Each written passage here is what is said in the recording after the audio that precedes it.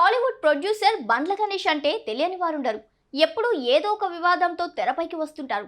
ఇక రీసెంట్ గా ఒక చెక్ బౌన్స్ కేసులో ఇరుక్కొని బండ్లకు ఏడాది జైలు శిక్ష పడిన సంగతి తెలిసిందే. చెక్ బౌన్స్ కేసులో ఒంగోలు సెకండ్ ఏఎంఎం కోర్టు ఈ మేరకు తీర్పు ఇచ్చింది. బండ్ల గణేష్ కు ఏడాది జైలు శిక్షతో పాటు 95 లక్షల జరిమానా కూడా విధించింది. ఇక ఒంగోలు సెకండ్ ఏఎంఎం కోర్టు ఇచ్చిన తీర్పును అప్పీల్ చేసుకునేందుకు నెల రోజుల గడువు కూడా ఇచ్చింది. తాజాగా బండ్ల గణేష్ కు సంబంధించి మరో వార్త వెలుగులోకి వచ్చింది. బండ్ల కొడుకు పోలీసులను ఆశ్రయించాడు. హీరా గోల్డ్ కుంభకోణంలో ప్రధాన నిందితురాలు నౌహిరా షేక్ తమపై దౌర్జన్యానికి పాల్పడిందంటూ పోలీస్ స్టేషన్లో కంప్లైంట్ చేశాడు. హీరా గోల్డ్ కేసులో నౌహిరా షేక్ ను ఎన్ఫోర్స్మెంట్ డైరెక్టరేట్ దర్యాప్తు చేస్తున్న విషయం తెలిసిందే. ఇక దీనిలో భాగంగా ఆమెకు చెందిన ఆస్తులను ఈడీ స్వాధీనం చేసుకుంది.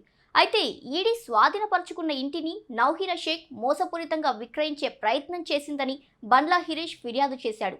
అంతేకాదు ఆ ఇంటి కొనుగోలుకు సంబంధించి ఇప్పటికే 3 కోట్ల రూపాయలు చెల్లించినా కూడా ఇప్పుడు ఇల్లు ఖాళీ చేయాలంటూ రౌడీలతో బెదిరింపులకు పాల్పడుతుందంటూ బండ్ల హరీష్ పోలీసులను ఆశ్రయించాడు. దీంతో ఫిల్మ్ నగర్ పోలీసులు కేసు నమోదు చేశారు. బండ్ల గణేష్ కొడుకు Film Nagar road number 13 site 2లోని flat number 15A Nowhera Shaikh కు చెందిన ఇంట్లో 2023 నుంచి అద్దెకుంటున్నాడు. కాగా కొంతకాలం తర్వాత ఆ ఇంటిని విక్రయిస్తానని నౌహిరా చెప్పింది. అయితే ఆ ఇంటిని తామే కొనుక్కుంటామని చెప్పి 3 కోట్లు చెల్లించినట్టు తెలిపాడు హరీష్.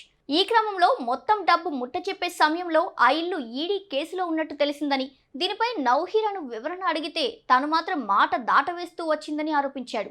అంతేకాదు మిగతా డబ్బులు చెల్లించాలని తమపై ఒత్తిడి చేస్తుందని, ఇల్లు ఖాళీ చేయాలంటూ బెదిరింపులకు పాల్పడుతుందంటూ బండ్ల హరీష్ పోలీసులకు కంప్లైంట్ చేశాడు. ఫిర్యాదు అందుకున్న పోలీసులు నౌహిరాపై కేసు నమోదు చేసి దర్యాప్తు చేస్తున్నారు.